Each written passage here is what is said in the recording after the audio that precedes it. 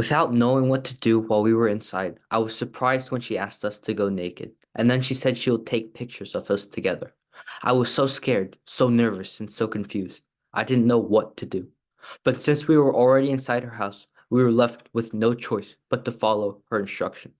Joy's experience is one shared among millions of different children across the globe who have fallen victim to heinous crimes surrounding child pedophilia. The invaluable nature of our children's well-being is something that must be noted when discussing the topic at hand, as we must know that there are few causes greater than the protection and preservation of not only people, but children and the future.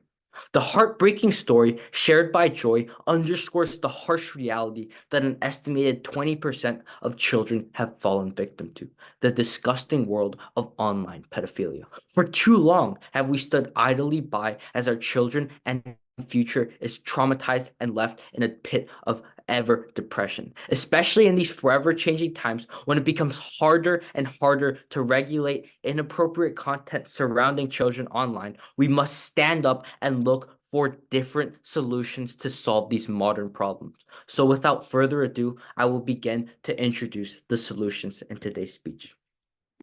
The relationship between online pedophiles and the government functions like a fly and a person. Every time a fly comes near our food, we try to shoo them away, but they keep coming and coming back until they finally break through. The same thing exists between pedophiles and the government, as no matter how many online protective services that the government introduces, there will be those who crack through and get to our children, and that is something we simply cannot allow happen. And thus lies the issue with our current approach to online pedophilia. It is crucial to acknowledge that merely focusing on protecting our children or the food from the fly is not sufficient. For years, our governments have tried and failed to do it purely through this approach, and that is why today I offer a different solution, as we will be killing the fly by attacking the root cause of the problem, which is the existence of pedophiles. As through the removal of pedophiles, people will no longer sexually traffic, as there is no target audience for that kind of stuff.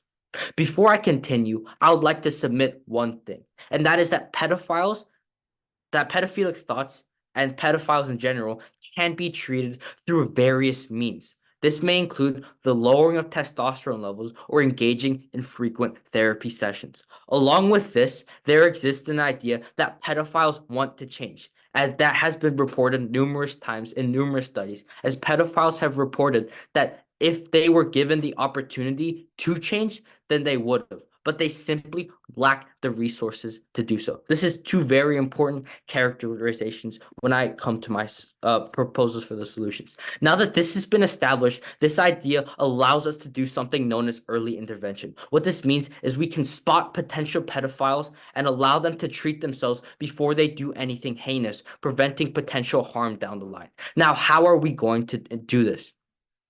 The first solution to this is an introduction of more open dialogue surrounding pedophilia, as through free communication, we enable individuals struggling with these thoughts to come forward, seek help, and engage in treatment, as they are no longer viewed with scrutiny, but instead with sympathy, thus fostering a feeling that they are free to share and free to seek help. Similarly, victims of pedophilia may find themselves empowered, as it is easier to share their experiences, as they know a supportive community surrounds them. Furthermore, we need to make psychological care free and accessible. As by removing financial barriers, we empower individuals, including potential offenders, to seek treatment without concerns about economic constraints. This looks like in countries who possess universal health care, which is common among most countries who have banned pedophilia, bundling psychological care with it, as people should not be barred from getting the help that they desperately need simply because they don't possess the necessary financial capital. However, with this proposal comes the cost, and it comes questions about the cost. However, to this I retort, can we truly put a price tag on the well-being of our future generation? The answer to that question is a resounding no, as the preservation of the innocence of our children must be a collective priority that transcends financial considerations. However, if we do have to prove that this will be financially worth it, we can do it so as well. As if we have 20% of our population fall victim to online pedophilia, as it has been estimated, the subsequent depression that these 20% will fall into will lead to such a decrease in productivity that that price tag will most definitely be worth it. Furthermore, education plays a large and pivotal role in preventing online exploitation, as through implementing cohesive programs in schools and communities that educate both children and adults on signs of developing pedophilia, they can now spot pedophilia forming within themselves and go seek for help, or they may spot it forming in some of their friends and then guide them to find the help that they need. Lastly comes us. Community engagement is a vital aspect of a holistic approach. Local communities must be mobilized to create awareness, support victims, and collaborate with law enforcement.